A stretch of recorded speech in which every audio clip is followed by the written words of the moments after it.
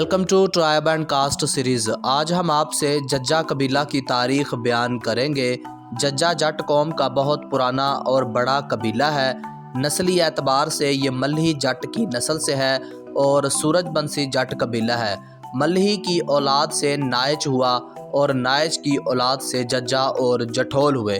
अब हम देखते हैं कि मुख्तलिफ़ तारीख़ दानों ने इस कबीले के मुतल्लिक हम तक कितनी जानकारी पहुँचाई और मौजूदा दौर में ये कबीला कहाँ कहाँ आबाद है और कितने मज़ाहिब में तकसीम है। सबसे पहले ईडी मकलेगन और एच ए रोज़ अपनी किताब the glossary of tribe and castes में लिखते हैं, जज्जा अमृतसर में ज़राअत पेशा एक जट कबीलचा है। और दूसरी जगह जज्जा और जठोल के ज़िमन में लिखते हैं, सियालकोट में एक जट कबीला वो सूरजबंसी राजपूत होने का दावा करते हैं।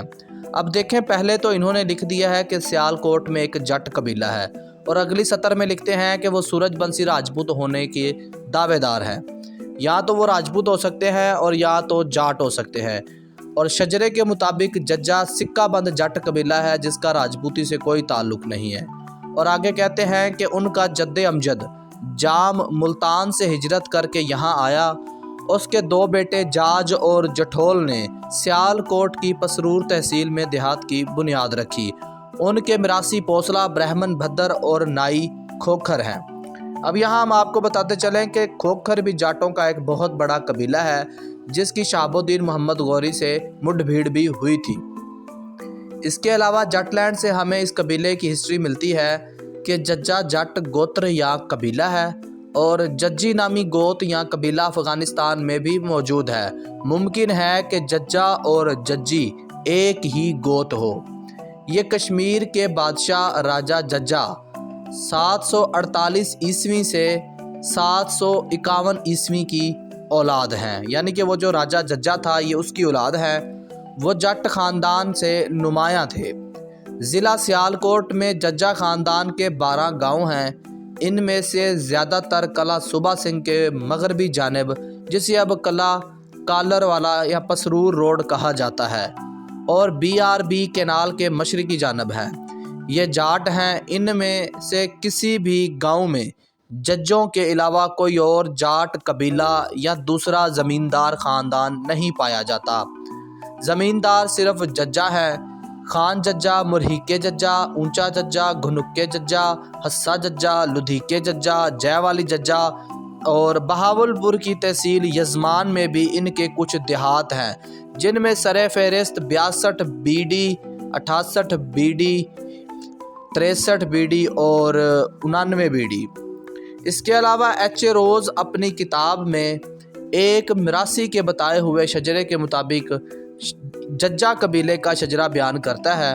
वो लिखते हैं कि ये पमार नस्ल से है जज्जा कबीला, और पमारों से आगे ये पमार से उदादीप, उदादीप से जगदेव, जगदेव से कारल, कारल से गैदल, गैदल से सुलंगी, सुलंगी से वैमान, वैमान से भुट्टा, भुट्टा से आयरा, आयरा से जज्जा। ये था उन्होंने वो शजरा बयान किया एक मिरासी के थ्रू जज्जा कबीले का। हालांकि जज्जा कबीला जो है ये सरोया कबीला की ज़ैली शाख है, ना कि ये पमारों की ज़ैली शाख है। और कुछ जगहों पे हमें ये भी मिलता है कि जज्जा कबीला भट्टी कबीले की भी ज़ैली शाख है। चोलिस्तान में मौजूद कला द्रावड़, इसकी तारीख़ अगर हम पढ़ें तो इसमें राजा जज्जा का जिक्र भी मिलता है। पाकिस्तान में आबाद जज्जा जट कबीला, ये मुमकिन सी बात है कि ये एक ही नस्ल से नहीं है। कुछ जज्जे जाट जो हैं वो अपना शजरा नस्ब भट्टी कबीले से जोड़ते हैं और बताते हैं कि वो भट्टी कबीले की मोल गोत्र या ज़ैली शाख है, और कुछ अपना शजरा मल्ही की नस्ल से जोड़ते हैं क्योंकि भट्टी कबीले में भी राजा जज्जा हुआ है और मल्ही कबीले की ज़ैली शाख या उसकी औलाद में से एक जज्जा और जठोल हुआ है। अब ये अल्लाह ही बेहतर जानता है कि जो जज्जा जाट है जहाँ भी आबाद है उनका शजरा भट्टी जाटों से मिलता है या मल्ही जाटों से मिलता है। मजहबी एतबार से ये कबीला 3 मज़ाहिब में तकसीम है, हिंदू, सिख और इस्लाम।